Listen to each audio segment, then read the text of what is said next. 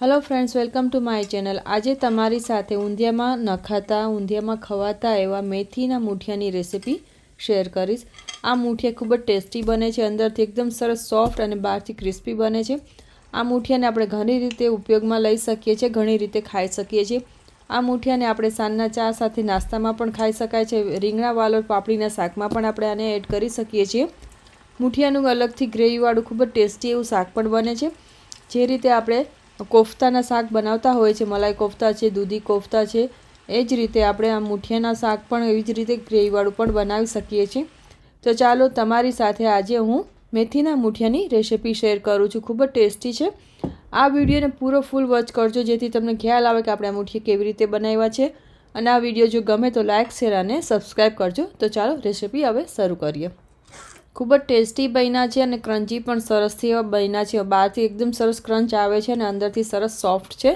आ मूठिया ने तमे tomato ketchup साथे अथवा लीली चटनी साथे पण सर्व करी सको छो। तमे टी टाइम में अथवा तो तमारी पार्टी होय एमां पण तमे आने राखी सको छो। अहीं मैं एक मोटो कप लीधी छे मेथी धोई अने सुधारीने लीधी छे। आमां पण पाणीनो भाग होय छे, तमे जोई सको छो, એટલે આપણે આમાં પાણી યુઝ નહીં કરીએ। હવે આપણે એમાં એડ કરશું કોથમરી છે, એ પણ ધોઈ અને સુધારેલી છે। કોથમરીને આપણે 4 સ્પૂન જેટલી ટેબલ સ્પૂનથી જે આપણે રાઈસની સ્પૂન આવે છે એ સ્પૂન લીધી છે, તો 4 સ્પૂન જેટલી આપણે કોથમરી એડ કરશું। તમારે ખાલી મેથી નાખવી તો ખાલી મેથી પણ નાખી શકાય છે। હવે એમાં આપણે એડ કરશું, અહીં મેં સોલ્ટ લીધું છે, સ્વાદ પ્રમાણે લઈશું। હવે એમાં આપણે એડ કરશું जिंजर અને ગ્રીન ચીલીની પેસ્ટ છે, એ પણ સ્વાદ પ્રમાણે। મેં અહીં 2 મરચાં અને 1 ઇંચ જેટલું जिंजर લીધું છે। તમે તીખું કેટલું ખાવ છો એ પ્રમાણે તમે લઈ શકો છો। હવે આપણે એમાં એડ કરશું, અહીં મેં લીલું લસણ લીધું છે। જો લીલું લસણ ન હોય તો સ્કીપ કરી શકાય છે, ઓપ્શનલ છે। ગ્રીન ગાર્લિક, હવે આપણે એમાં ગાર્લિક એડ કરશું ક્રશ કરેલું, એ પણ તમારા સ્વાદ અનુસાર। જો તમે ગાર્લિક ન ખાતા હો તો તમે સ્કીપ કરી શકો છો। ગાર્લિક થી સ્વાદ સારો આવે છે, તો અહીં મેં 4 સ્પૂન જેટલું મેં ગાર્લિક લીધું છે ક્રશ કરેલું। હવે આપણે એમાં એડ કરશું હિંગ લીધી છે, 1 સ્પૂન થી થોડી ઓછી હિંગ એડ કરશું। હવે એમાં મેં 2 સ્પૂન જેટલા સેસમી સીડ્સ તલ લીધા છે, તલને પણ એડ કરી દઈએ। 1.5 સ્પૂન જેટલી મેં શુગર લીધી છે, શુગરને પણ એડ કરી દેશું। હવે આપણે એમાં એડ કરશું આપણા મસાલા। આ મસાલામાંથી આપણે એડ કરશું રેડ ચીલી પાવડર, થોડો ગરમ મસાલો,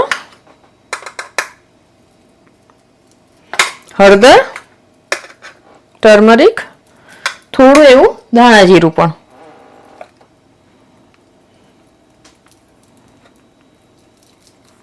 અહીં મેં ખાવાનો સોડા લીધો છે, બેકિંગ સોડા, કુકિંગ સોડા છે, 1/4 સ્પૂન જેટલો છે। હવે આપણે આમાં લેમન જ્યુસ એડ કરશું, જેથી એક્ટિવેટ થઈ જાય। અને અહીં મેં અડધાથી પોણું લીંબુ લીધું છે, એ પણ તમે તમારા સ્વાદ અનુસાર લઈ શકો છો। હવે એમાં આપણે એડ કરશું ચણાનો લોટ લીધો છે 1/4 કપ જેટલો,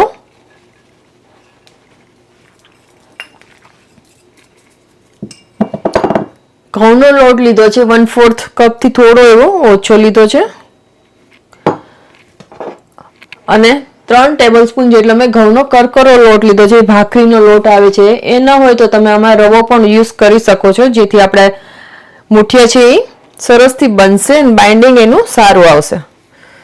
હવે આ બધાને આપણે સારી રીતે પહેલા મિક્સ કરી લઈએ।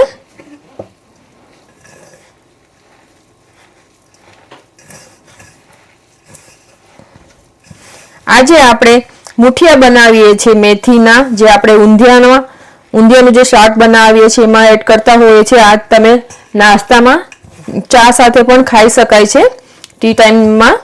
અને આનું મૂઠિયાનું પણ એમનું ખાલી શાક બનતું હોય છે સરસથી ગ્રેવીવાળું, એ પણ તમે કરી શકો છો। અથવા તો તમે વાલોર પાપડી રીંગણાના શાક સાથે પણ મૂઠિયા તમે એડ કરી શકો છો। એ રીતે આપણે આનો ઉપયોગ કરી શકીએ છીએ. ખૂબ જ ટેસ્ટી એવા બને છે આ મુઠિયા. સારી રીતે મિક્સ કરી લેશું. જો તમને લોટ ઓછો લાગે તો તમે થોડો લોટ એક્સ્ટ્રા એડ કરી શકો છો. આપણે પાણી એડ નથી કરવાનું. જે મેથી અને કોથમરી ધોયા હોય છે એનું પણ પાણી આમાં નીકળે છે, એટલે આપણે એમાં પાણીની જરૂર નહીં પડે. આપણને થોડો લોટ હજી થોડોક એવો એડ કરવો પડશે. અહીં મેં દહીં લીધું છે, 2 ટેબલસ્પૂન જેટલું દહીં એડ કરી દઈશું. દહીંથી સ્વાદ સારો આવે છે મુઠિયામાં. અને 1 સ્પૂન જેટલું મેં ગરમ તેલ લીધું છે, તેલને પણ એડ કરી દઈશું, જેથી આપણા મુઠિયા સરસથી એવા બને છે, ક્રિસ્પી. ઉપરથી ક્રિસ્પી બનશે અને અંદરથી સોફ્ટ બનશે. તો આપણે થોડો એવો પાછો લોટ એડ કરશું, જોશે એટલો જ એડ કરશું. અહીં મેં ચણાનો લોટ લીધો છે 3 સ્પૂન જેટલો. તો પહેલા ચણાના લોટને આપણે એડ કરી દઈશું. આ ભરીને મેં ચણાના લોટની 3 સ્પૂન લીધી છે. હવે એડ કરશું એમાં ઘઉંનો કરકરો ભાખરીનો લોટ.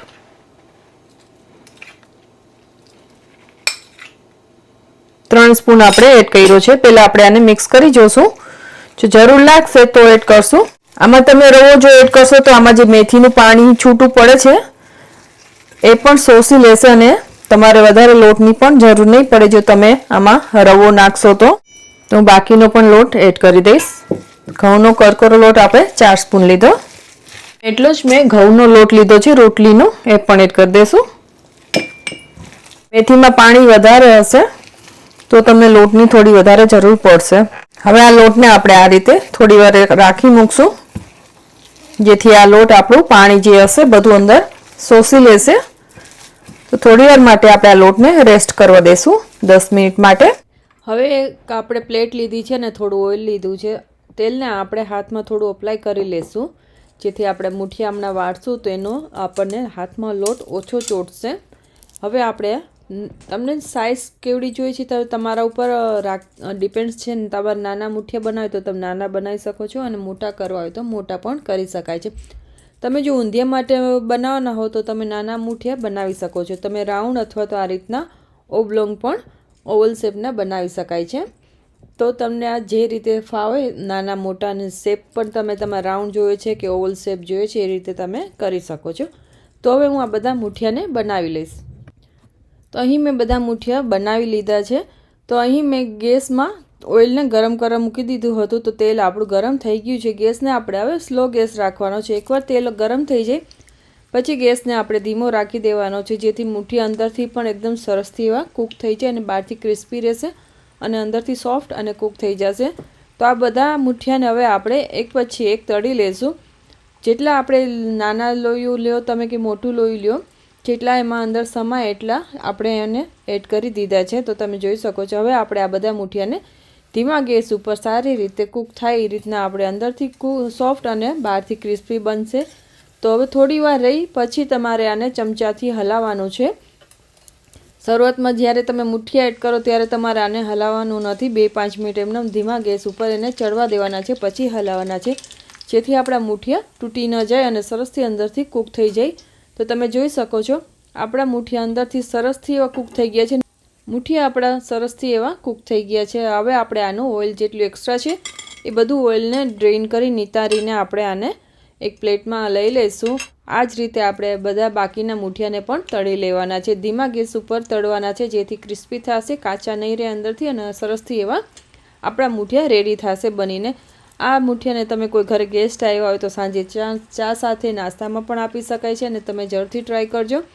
ઊંધિયામાં પણ આ ખૂબ જ સરસ લાગે છે. ઊંધિયામાં તો મુઠિયા બધાને ખૂબ જ ભાવતા હોય છે. મુઠિયા જ ગોતી ગોતીને માણસો ખાય છે ઊંધિયાના શાકમાં. તો આ રીતે આપણે ધીમા ગેસ ઉપર બધા મુઠિયાને આપણે પાછા ફરીથી બીજા તળી લેશું. આ જ રીતે એકવાર જરૂરથી તમે આ રેસીપી ટ્રાય કરજો. જે રીતે મેં બનાવી રીતે રેસીપી ટ્રાય જરૂરથી કરજો. ખૂબ જ ટેસ્ટી બને છે. મેથી અથવા તો તમે ખાલી મેથી પણ કરી શકો છો ને મેથી અને કોથમરી પણ કરી શકાય છે. અને તમારે જો આમાં પાલક પણ એડ કરવી હોય તો તમારે પાલકને પણ આમાં થોડી એવી એડ કરી શકો છો. તો મેથી પાલકના પણ મુઠિયા સરસ બને છે. આનું ગ્રેવીવાળું શાક પણ સારું બને છે, ટેસ્ટી બને છે. તો તમે એ રીતે પણ ગ્રેવીવાળું શાક પણ બનાવી શકો છો.